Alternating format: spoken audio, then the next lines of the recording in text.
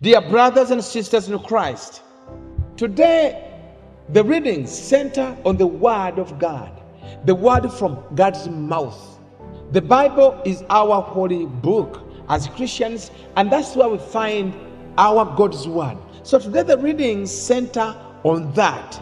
And the theme I have for you is the unfailing power of God's Word on this 15th Sunday, Ordinary Time, Year A. And the first reading we have is from the prophet Isaiah, chapter 55, verses 10 to 11.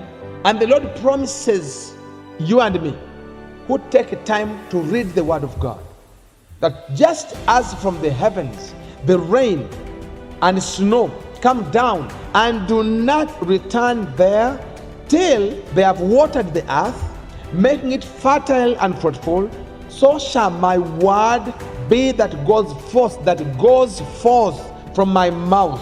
My word shall not return to me void, but shall do my will. So the Lord is saying that His word has power, meaning that God's word is never spoken in vain, never read in vain, never preached in vain. It holds the power to create, to heal, and direct us in our lives. No wonder we have so many churches. Some are non-denominational churches, and people go there just to listen to the Word of God, to listen to preachings centered on the Word of God. For us in the Catholic Church, we give so much respect when the Word of God is being read. That's why we do not bring Bibles in our church. We want people to open their ears and allow themselves to listen to this word. And even we encourage those who are reading the word not to just read, but to proclaim the word of God. And when the reading is done, we say, "This is the word of the Lord." Then we say, "Thanks be to God." And we thank the Lord for giving us the word. So there is power in the word of God. I know there are people who run their lives on biblical verses. And one of the things I encourage people, that when you wake up, at least spare time and read some verses in the Bible. Read a page in the Bible. I know some men and women who have read the Bible from cover to cover. Someone said the Bible is the most inspirational and motivational book ever written. The gospel we have today from Matthew chapter 13, verse 123, Jesus illustrates this power of the word of God through the parable of the sower. The word is the seed scattered indiscriminately across the different types of soil. The crucial variable in this parable of the sower is not the sower, not the seed, but the condition of our hearts. The word of God targets your heart, because everything begins in your heart. When the heart is changed, your entire personality and character is changed. When we allow the word to fall on good soil of a humble and listening heart, it yields an exponential harvest in your life. Romans chapter 8, verse 18-23, which is our second reading, further grounds this power in our present reality, noting that the sufferings of this present time are as nothing compared to the glory to be revealed for us. The word provides us with the eternal perspective and the spiritual nourishment we need to endure the present struggles while groaning for ultimate redemption. That's why they tell us that we preachers, we have 2 feet. One of your feet must be in the problems of the people, and another foot must be in the solutions. So we use the word of God to address what people are going through, to address their challenges, to address their burdens. We use the word of God to speak to their hearts, to speak to their brokenness. And this word of God rebuilds the broken and helps them to stand stronger Throughout history, the greatest spiritual and motivational leaders have emphasized the undeniable force embedded in the Word of God. And the number one is our beloved Pope Francis. May he rest in peace. He said the Word of God is not something static or lifeless. The Word of God is alive. It is a word that changes us, that changes our personality, our character, our hearts. It brings light where there is darkness.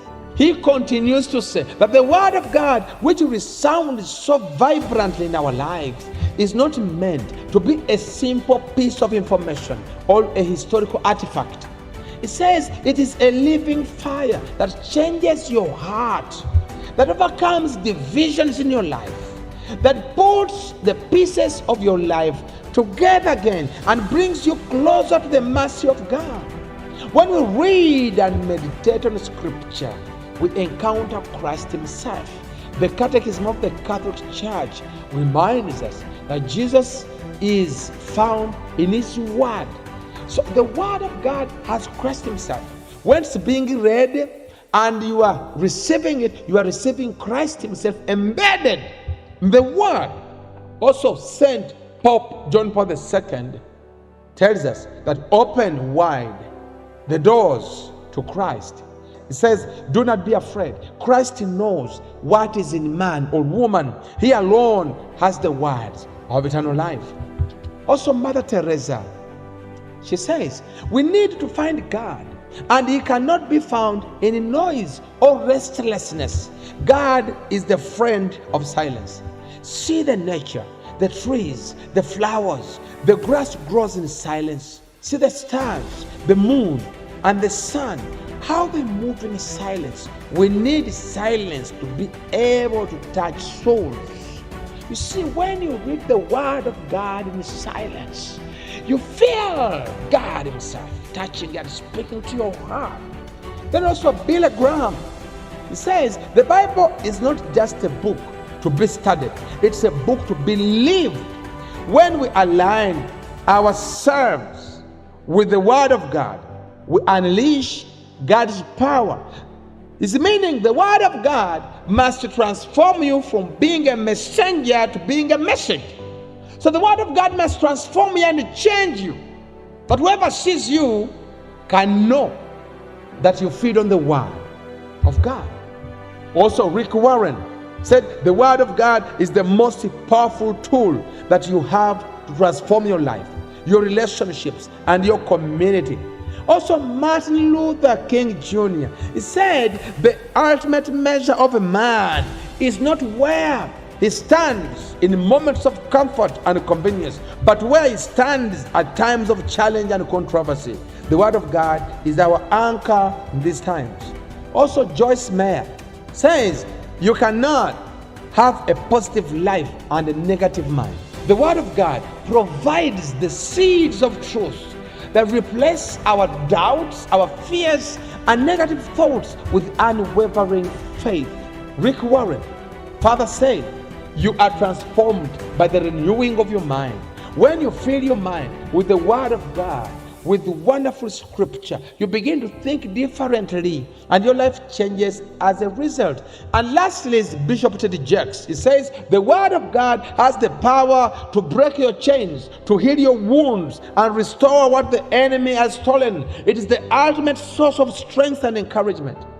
We also have powerful voices of our saints in the Catholic Church and the doctors. And number one is St. Augustine of Hippo. He says the Word of God is the medicine for all maladies of your soul. When you read the Scriptures, you are listening to the heartbeat of God Himself. It is the light to the mind, a fire to the heart, and the foundation of your soul. Then St. Jerome, he famously said, ignorance of Scripture is ignorance of Christ. That means knowing Scripture is knowing Christ. Reading Scripture is reading Christ our Savior. The Word of God is the food of the soul. It nourishes our faith, strengthens our hope, and inflames our charity. And Saint Teresa of Lisieux says, I need only a glance at the Gospels, and immediately I breathe the perfume of the life of Jesus, I know where to run. I know where to find the ultimate source of strength during every trial. Now I want to ask you, how often do you read the Word of God? Do you have a Bible in your home? Some of us have big libraries.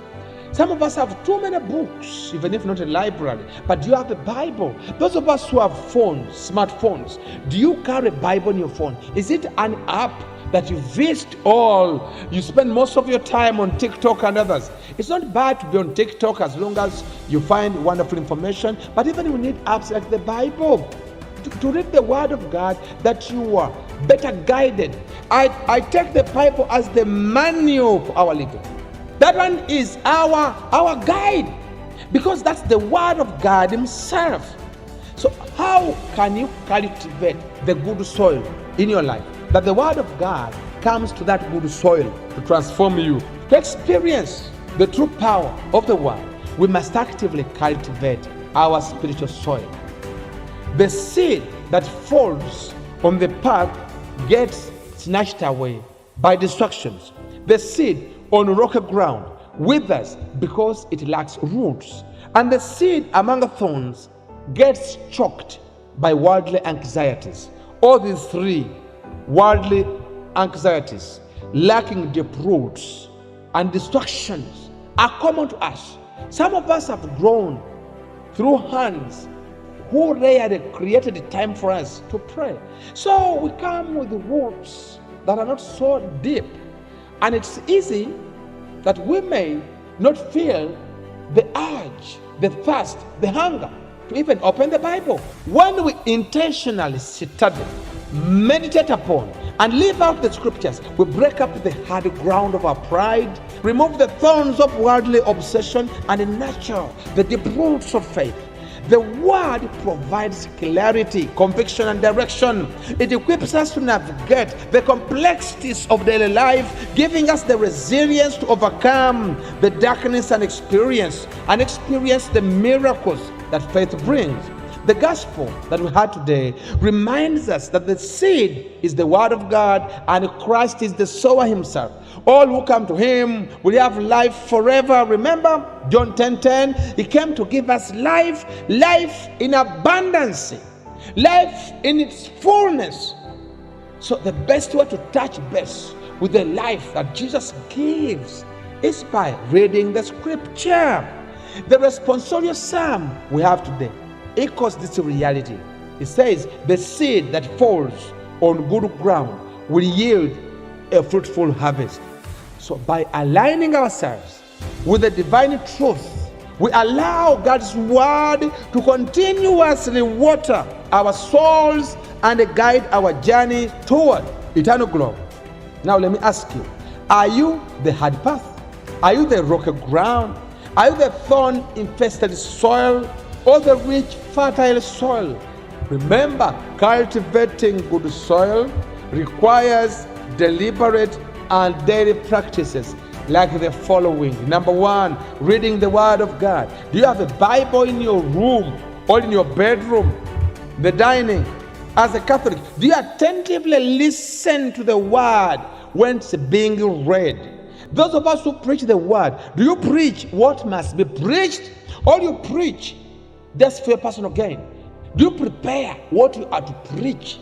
Have you instead turned into a motivational speaker than a preacher? A preacher must preach the Word of God. Of course, you can motivate, but using the Word of God, because the Word of God nourishes our souls, our hearts. Those of us who are Christians, born again, Anglicans, do you have a Bible? Do you go with the Bible in the church? And when they are reading, do you pay attention? Before we have our dinner, do you spare time to read the Word of God? I think our parents in our homes will take a responsibility. You read the Bible verse and do some preaching. Give a simple sermon as a father, as a mother to your children, and they will sleep in peace. There are so many of my friends who remember the Bible stories their parents always read to them before they went to sleep. Even just mere listening, mere hearing, it impacts your heart. Shakespeare reminds us that the eyes and the ears are the windows of the heart. So I think we need to read the Word of God. Number 2, overcome the thorns of the world. In our modern era, the thorns mentioned in the parable are deeply pervasive. The pursuit of wealth, the overwhelming noise of constant connectivity, and the anxieties of daily life can easily choke out the word. Whenever you live anxiety-centered life, problem-centered life, noise-centered life, the Word of God is going to be snatched away from you. St. Paul's second letter to the Romans reminds us to set our sights not on temporary trials of the world, but on the eternal glory of adoption as children of God. Number 3 is acting on the Word. The true power of the Word of God is revealed when it is put into action. As the responsorial psalm proclaimed that the seed that falls on good ground will yield a fruitful harvest. When you apply the teachings of Scripture to your daily interactions, charity and forgiveness, you become a sower of the Word yourself, allowing God's will to achieve its intended end.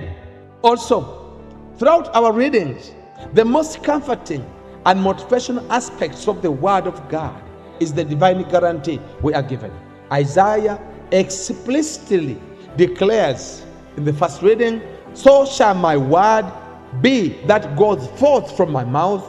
My word shall not return to me empty or void, but it shall do my will." This is a divine guarantee, and the Lord cannot lie you. When we read or listen, the word automatically impacts us. The word has automated power. This means no matter the season you are in, whether you are experiencing the sufferings of this present time or celebrating the abundant harvest, God's word is actively working in your life. It holds the power to redeem, restore, and resurrect.